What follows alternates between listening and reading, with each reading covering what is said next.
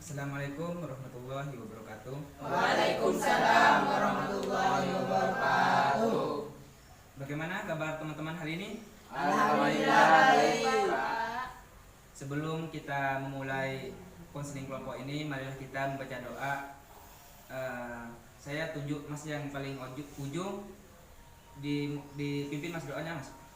Baik, sebelum memulai forum kita pada sore kali ini, alangkah baiknya kita berdoa menurut keyakinan dan agama masing-masing. Berdoa dimulai.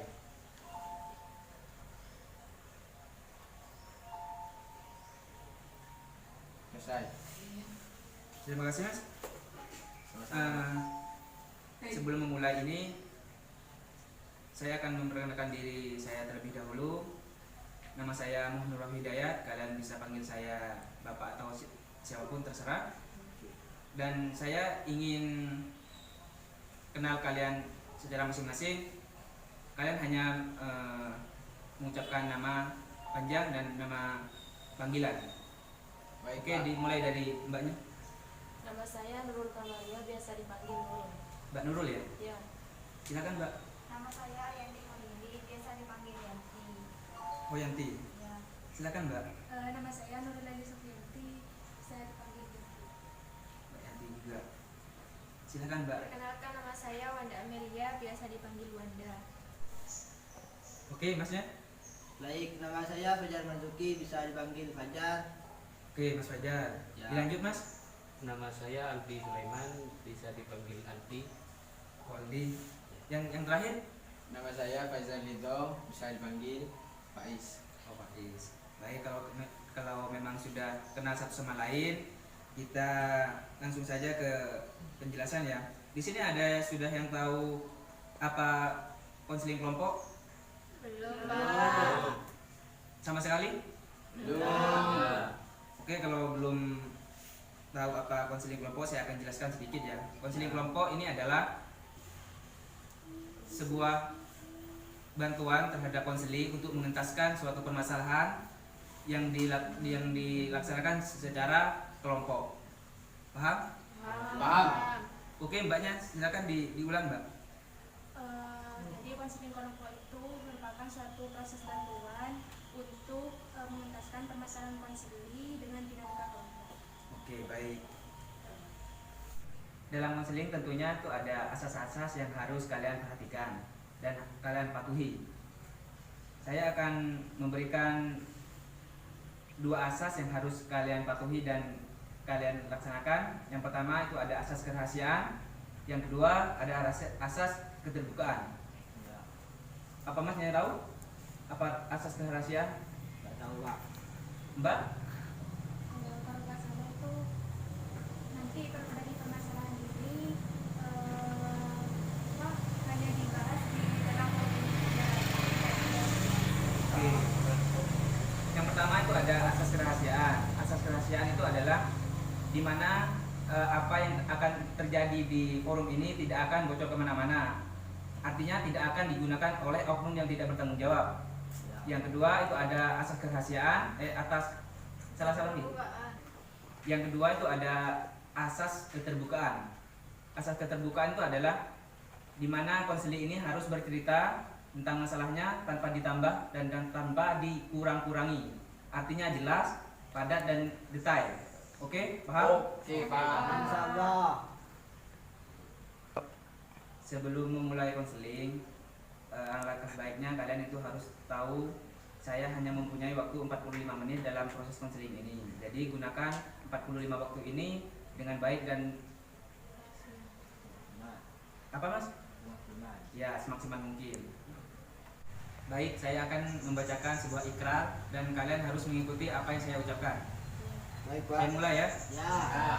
Saya berjanji Saya berjanji untuk merahasiakan semua yang akan terjadi Untuk merahasiakan semua yang akan terjadi dalam proses konseling ini, dalam proses konseling ini.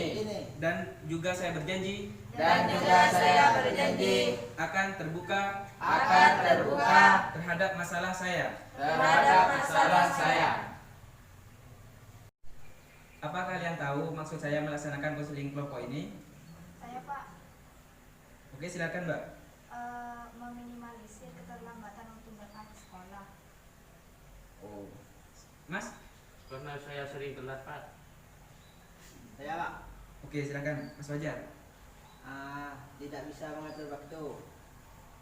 Baik, intinya ini keterlambatan kan ya? Ya, Oke. Apa harapan kalian setelah mengikuti kegiatan ini? Saya Pak. Oke, silakan Pak Nurul. Dengan adanya kegiatan ini, saya berharap supaya saya tidak terlambat lagi berangkat sekolah, terus bisa mengatur waktu saya dengan baik. Oke. Ngomong-ngomong, kalau boleh tahu, saya ini kesulitan dalam keterlambatan kalian ini apa? Saya Pak. Oke, silakan. Kalau saya itu susah bangun pagi biasanya. Susah bangun pagi. Mas Faiz? Ya Pak. Oke, Pak Wahda. Biasanya kalau saya terlambat masuk sekolah itu kemalamannya itu saya menonton TV tanpa melihat waktu gitu Pak. Teledor gitu ya. Iya. Silakan Mas Faiz. Kalau saya susah bangun pagi Pak. Tadi malam ngapain Mas? Ya kadang saya bermain game sampai malam gitu Pak. Berkadang ambil main game. Jangan main game terus Mas ya. Ya Pak, baik. Gini, kalau diukur dalam skala 0 sampai 10, 0 itu nilai terendah dan 10 nilai tertinggi. Kalian ini ada di posisi yang mana? Oke, silakan Mbak Nurul. Kalau saya mungkin 4, Pak. 4. Mas Faiz? Kalau saya mungkin 3. 3. Mas Aldi? 2 mungkin. 2. Iya. Mbak Rianti? Kalau saya 3 Pak. Oke, Mbak Wanda, silakan. Kalau saya sendiri ada di posisi 4. Mbak Rianti? Kalau saya di 2. 2. Sama-sama sama Mas Aldi ya? Mas Fajar? sama Pak, Berapa Mas? 2. Oke, kalau memang sudah semua 2 dan diantaranya saya bisa katakan 2 sampai 4 ya. Ya. Bagaimana kalau kita membahas permasalahan yang lebih parah? Di sini ada permasalahan yang parah mulai dari Mas Aldi, Mas Fajar dan juga Mbak Yanti. Kita bahas yang terlebih dahulu yang mana? Silakan. Oke, Mbak Yanti. Yang cowok, silakan. Saya Pak. Oke, Mas Aldi.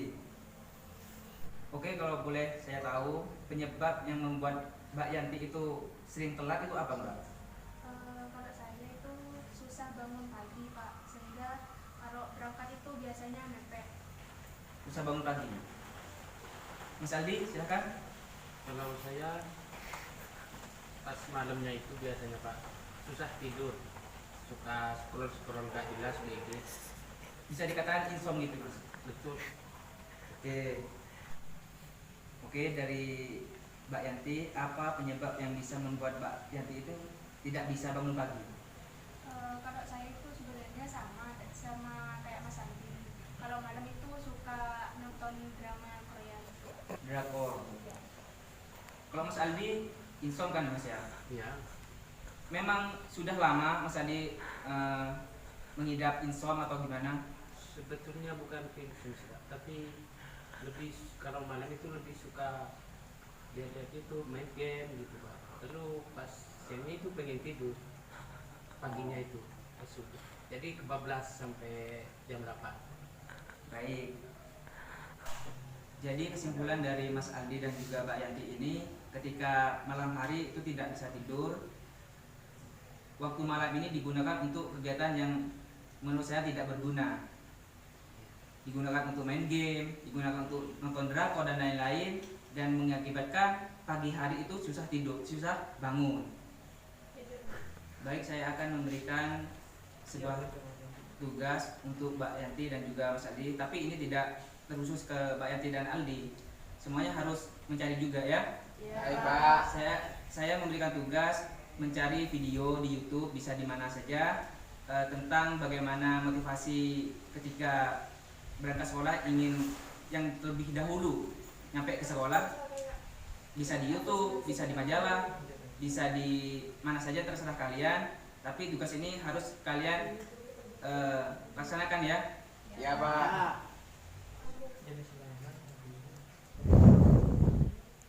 Berhubung waktu sudah mencapai 45 menit, saya rasa cukup konseling ini. Jangan lupa tugas kalian kerjakan atau mencari. Saya akhiri. Wassalamualaikum warahmatullahi wabarakatuh. Waalaikumsalam warahmatullahi wabarakatuh.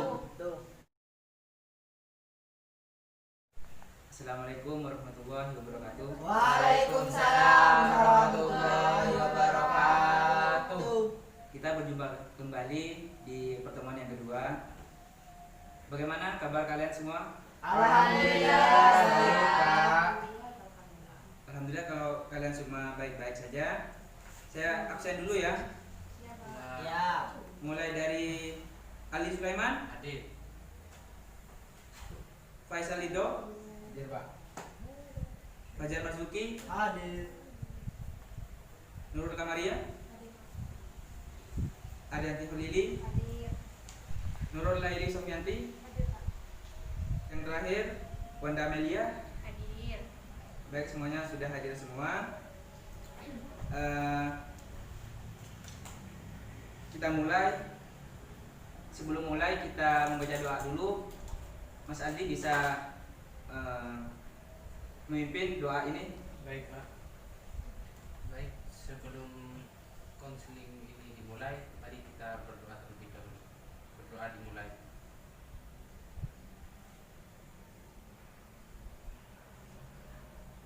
Berdoa selesai. Terima kasih, Aldi. Baik, saya ingin menanyakan mengenai tugas yang pernah saya tugaskan kepada kalian. Apakah kalian sudah melaksanakan tugas yang saya berikan? Sudah, Pak. Sungguh? Sungguh. Dilihat dari muka Mas Aldi sudah bergembira ya, Mas? Betul, Pak. Mbak Yati? Ya, Pak. Saya sudah bersemangat sekali mengikuti kegiatan ini. Bisa dilihat dari muka kalian sudah bersinar-sinar. Ya. Saya akan menanyakan kembali mengenai skala yang pernah saya tanyakan di pertemuan yang pertama. Saya ingin menanyakan kepada Mas Fajar, apakah ada peningkatan, Mas, mengenai skala? Ada. Berapa, Mas? 7. Mas Aldi? Kira-kira ada di angka 8. 8? Ya, Sangat bagus sekali, Mas. ya, Pak. Oke, Mas Faiz. Kalau saya ada di angka 7, Pak. Sama dengan Mas Fajar ya. Sama. Mbak Arianti? Kalau saya di angka 8. Bagus sekali. Mbak Yanti? 8, Pak. 8. Mbak Nurul? Kalau saya 8, Pak. Yang terakhir, Mbak Wanda? Saya juga sama di skala 8. Baik, semua saya rasa ada peningkatan yang signifikan. Ya. Dari 4 sampai 6 itu menjadi 7 dan 8. Ya. Saya rasa cukup dan bagus sekali. Bagaimana perasaan kalian setelah melaksanakan konseling ini? Apakah kalian bahagia, sedih, atau gimana? Bahagia, Ya, Pak. Pak. Senang sekali. Alhamdulillah kalau kalian sudah merasa senang tentang konseling ini. Semoga apa yang dari pertemuan yang pertama dan yang kedua bisa bermanfaat bagi kalian meskipun Amin. sedikit. Amin, amin. Apakah di sini ada yang ingin ditanyakan kepada saya? Silakan. Tidak ada, Pak. Oke, kalau tidak ada pertanyaan, saya rasa cukup konseling ini. Apabila dari awal pertemuan sampai akhir ini ada kesalahan dari saya baik perkataan, perbuatan dan lain-lain. Saya mohon maaf yang sebesar-besarnya dan saya mengucapkan banyak terima kasih karena kalian sudah hadir pada proses konseling ini mulai dari pertemuan yang pertama dan yang kedua. Saya banyak mengucapkan terima kasih. Saya akhiri, wabillahi taufiq wal hidayah. Wassalamualaikum warahmatullahi wabarakatuh. Waalaikumsalam